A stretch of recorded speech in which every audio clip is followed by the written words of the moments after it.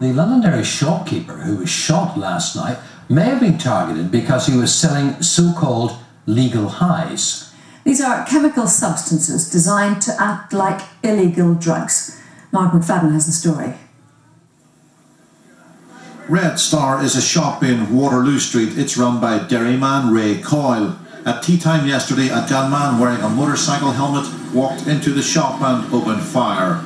He shot Mr. Coyle several times in the thigh and legs. The victim, who's in his 50s, has had surgery and he's recovering in hospital. The Red Star shop sells smoking paraphernalia and chemical substances known as legal highs. Mr. Coyle's family believe that he was targeted by this gunman because of the items he sells, but they're denying that Raymond Coyle was warned before Christmas that he would be targeted if he continued to sell legal highs. Waterloo Street is on the edge of the Bogside, and locals are pointing the finger at the dissident grouping Republican Action Against Drugs, known as RAD. RAD were behind 11 shootings in Derry last year, and a month ago they warned shopkeepers in the city not to stock legal highs. The items that he sells in the shop, well, I'm not too afraid with what they are, but there's legislation can be changed.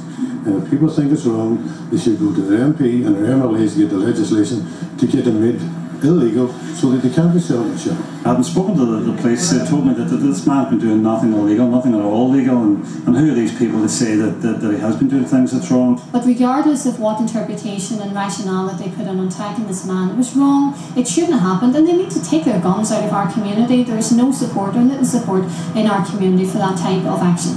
At lunchtime tomorrow, the Socialist Workers Movement intends to gather outside Red Star to protest against the shooting. Those who are familiar with the shop and who know Ray Coyle are outraged that he's been targeted.